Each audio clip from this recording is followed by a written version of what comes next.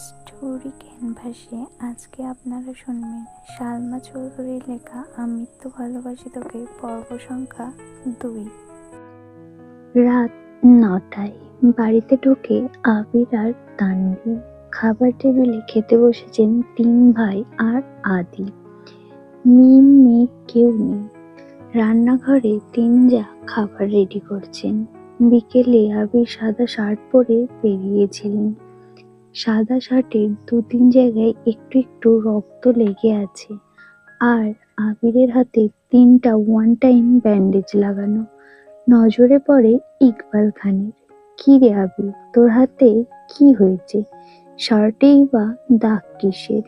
এ কথা শুনে ছুটে আসেন মালিয়া খান। "কি হয়েছে আবির?" বুকের ভেতর ছ্যাঁক করে উঠেছে।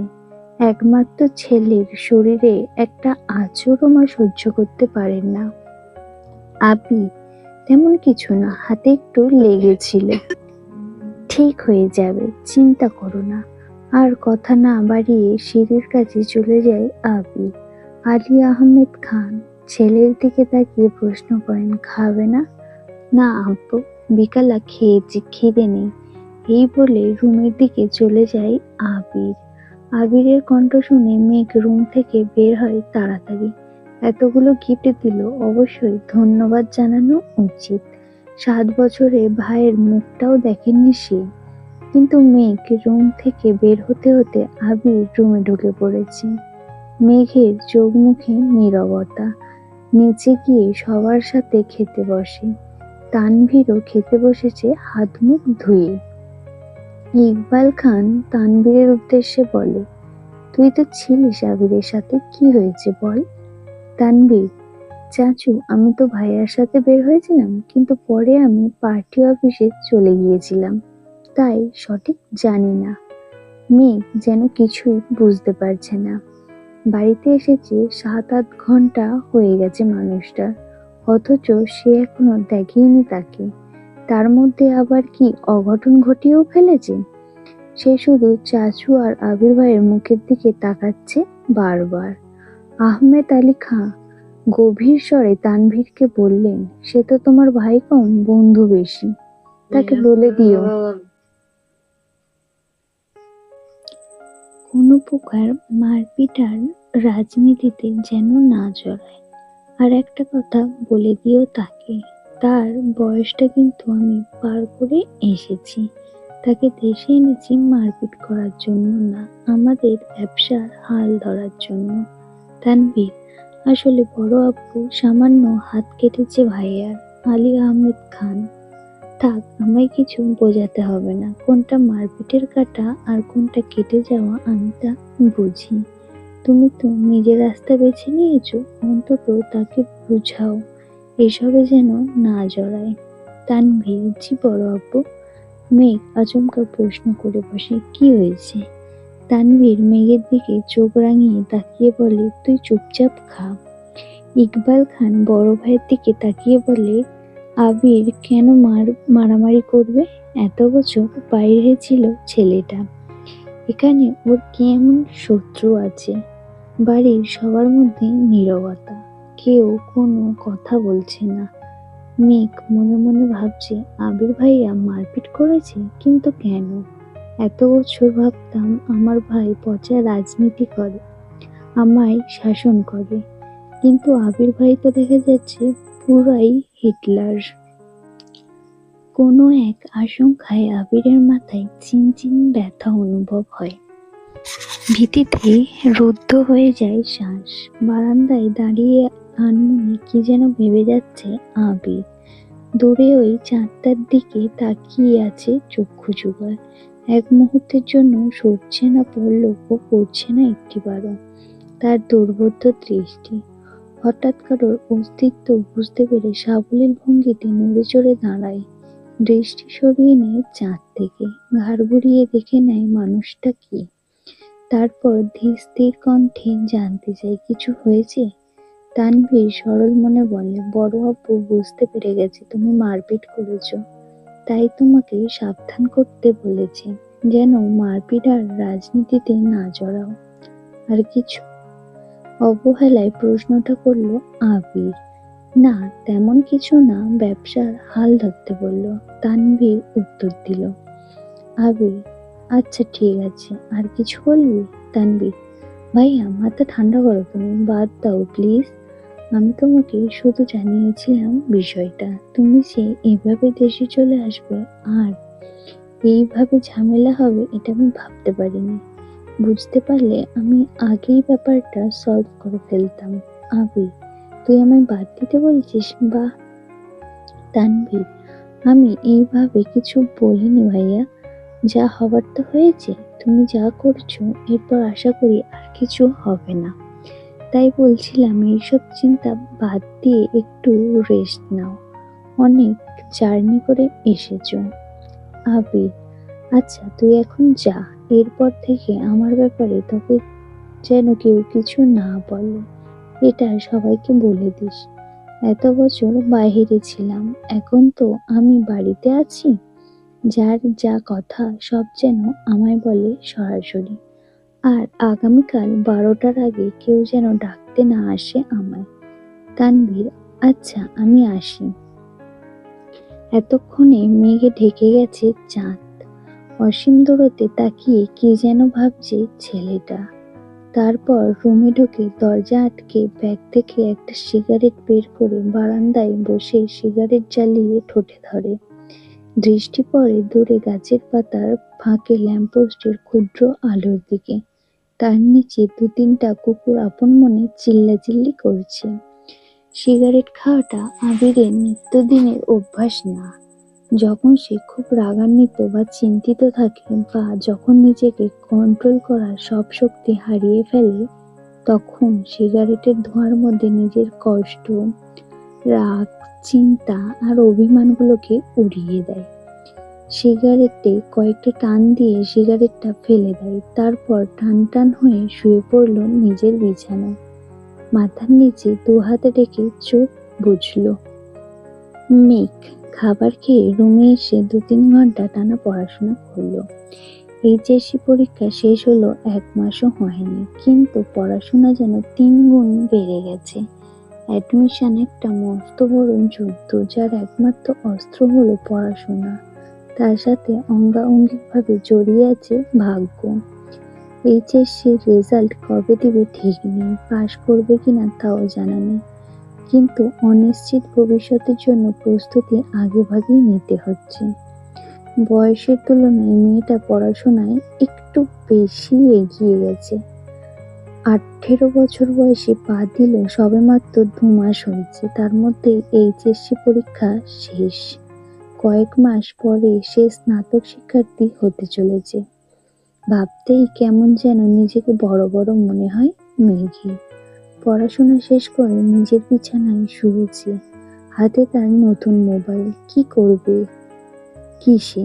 না আছে ফেসবুক আর না আছে অন্য কোনো অ্যাকাউন্ট।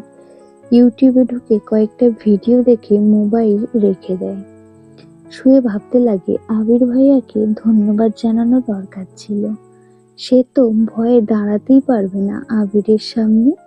পুরনো স্মৃতিগুলো ভাবতে থাকে। মেঘ সবেমাত্র 5ম শ্রেণীতে উঠেছিল। বয়সের গণ্ডি 9 থেকে 10-এর মাঝামাঝি। তখন মেঘের একটা বন্ধু হয়েছিল, নাম জয়। ছেলেটা স্কুলে নতুন এসেছিল, বন্ধুত্ব করেছিল মেঘের সাথে। ছোটবেলায় পিচ্ছিদের বন্ধুত্ব যেমন ছিল, চকলেট শেয়ার করা, টিফিন শেয়ার করা, একসাথে খেলাধুলা করা, একটা সপ্তাহ হয়নি তাদের বন্ধুত্বে। 7 দিনের মাথায় আবির স্কুলে গিয়ে মেঘকে আর জয়কে একসাথে খেলতে দেখে স্কুলের সবার মাঝখানে মেঘের গালে কয়েকটা থাপ্পড় বসিয়ে দিয়েছিল। আর রাগান্বিত স্বরে বলেছিল, তোকে যদি আর কোনোদিনও কোনো ছেলের সাথে কথা বলতে বা খেলতে দেখি, তাহলে তোর খবর আছে। তারপর বোনকে টানতে টানতে বাড়িতে নিয়ে আসে। একটাবার বোনের দিকে তাকিয়েও দেখেনি। দুগালে আবিরের 5টা আঙুলের দাগ বসে গিয়েছিল। সেই যে থাপ্পড় দিয়েছিল, মেঘ 1 সপ্তাহ জ্বরে পড়েছিল। মেঘ ছোটবেলা থেকেই খুব অভিমানী ছিল। ছোট্ট মেয়েটা এই থাপ্পড়ের ভয়ে আর আতঙ্কে আর কখনো আবিরের দিকে চোখ তুলে তাকায়নি। কথা বলা তো দূরের বিষয়, আবির বাসায় থাকাকালীন রুম থেকে বেরই হয়নি মেঘবালিকা। আবিরও কখনো খোঁজ নেয়নি মেয়েটার। ছোট্ট মেঘের মনে তখনই জন্ম নেয় আবির ভাইয়ের প্রতি অভিমান, সীমাহীন অভিযোগ, কষ্ট আর বিতৃষ্ণা। 2 বছর পর দেশ ছেড়ে আবির। এই সময়ের মাঝে মেঘ আবিরের সাথে এক টেবিলে খেতেও বসতো না। আবিরকে দেখলেই যেন ছুটে পালাতো মেঘ। আবির বিদেশ চলে যাওয়ার পর মেঘ আবিরের ভয় থেকে নিজেকে সাবলীল করে আপন মনে রাজত্ব করতে থাকে খানবাড়িতে। আবিরের পাশের রুমটাই তার দখলে চলে আসে। আবির থাকলে হয়তো কখনোই এই রুমটা আসতো না। বিদেশ যাওয়ার পর আবির সবার সাথে ভিডিও কলে কথা বলেছে, কিন্তু কথা হয়নি মেঘের সাথে। 2-1 বার মেঘের কথা জিজ্ঞাসা করেছিল ঠিকই, কিন্তু মেঘ আতঙ্কে কথা বলতে চায়নি। এরপর থেকে আবিরও কখনো মেঘের কথা জিজ্ঞাসা করেনি। এত বছর পর ভাই বাড়ি এসেছে, এখনো দেখা হয়নি তার সাথে। এরই মধ্যে মারপিট করে ফেলেছেন। ছোটবেলায় অনুভূতি প্রকাশ করতে পারলেও আজ আবিরের কর্মকাণ্ডের কথা শুনে মেঘের মনে একটা নামই ঘুরপাক খাচ্ছে, সেটা হলো হিটলার। হিটলারের সাথে আবিরের কতটা মিল বা বেমিল তা বিবেচনা করার বিন্দুমাত্র পরিমাণ ইচ্ছা নেই তার। মাথায় একটা চিন্তাই ঘুরছে, ধন্যবাদ জানানো উচিত, কিন্তু সে কি আদেও কথা বলতে পারবে হিটলারের সাথে? এসব ভাবতে ভাবতে ঘুমিয়ে পড়ল সে। ভোরবেলা থেকে বাড়িতে রান্নার ধুম পড়ে যায়। 3 ভাই সকাল সকাল খেয়ে অফিসে চলে যায়। মিম আর আদিও স্কুলে চলে যায়। মেঘ ঘুম থেকে ওঠে 8টায়। রাত জাগার কারণে সকালে উঠতে পারে না সে। মাঝে মাঝে গোসল করে খেয়ে বের হয়, মাঝে মাঝে এমনিতেই চলে যায়। 10টা থেকে 2টা পর্যন্ত বাইরে কোচিং, তারপর টিউশন শেষ করে বাড়ি ফিরে ফ্রেশ হয়ে খেয়ে একটু ঘুমায়। বিকালে একটু হইহুল্লোড় করে, তারপর পড়াশোনা করে। এই তার বর্তমান জীবন। আজও তার ব্যতিক্রম হলো না। খেয়ে কোচিংয়ের উদ্দেশ্যে বেরিয়ে পড়েছে। বাসার গাড়ি তাকে দিয়ে আসে, আবার কল দিলে গিয়ে নিয়ে আসে। ঠিক 12টায় ঘর থেকে বের হয় আবির। ধীর গতিতে নিচে আসে। চিন্তিত মুখ দেখে মা মালিয়া খান ভীতর স্বরে ছেলেকে জিজ্ঞাসা করেন, কিছু হয়েছে তোর বাবা? আবির মুখের ভারী ভাব বজায় রেখে উত্তর দিলেন, কিছু হয়নি, খেতে দাও। ছোটবেলার চাঞ্চল্যতা ছিটে ফোটাও নেই ছোট্ট ছেলেটার মধ্যে। এটা ভেবে বারবার হতাশ হচ্ছেন মালিয়া খান। হঠাৎ চোখ পড়ে ছেলের হাতে ব্যান্ডেজের দিকে। হাতটাও ফুলে গেছে অনেকটা। আবির খাবার খাচ্ছে, তার মা শান্তস্বরে ছেলেকে বোঝাচ্ছেন, এটা করো না, সেটা করো না। মনে হচ্ছে 5 বছরের শিশু যেন আগুন পানি চিনে না। যদিও বাবা মায়ের কাছে সন্তানরা সারা জীবন শিশুই থাকে। খাওয়ার শেষে মায়ের থেকে বিদায় নিয়ে বেরিয়ে যায় আবির। মেঘ বাড়ি ফিরেছে 1 ঘন্টা হবে।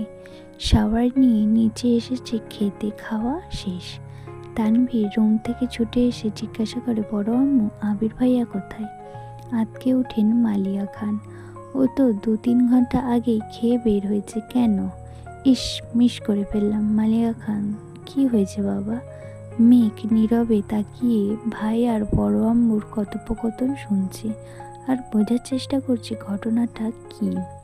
তানভীর ভাইকে কল দিয়ে জিজ্ঞাসা করে, কোথায় আছো? আবির কি যেন বলল, শোনা যায়নি। তানভীরের চোখে মুখে উত্তেজনা স্পষ্ট। বড় আম্মু, আম্মু, কাকিমণি বাহিরে চলো।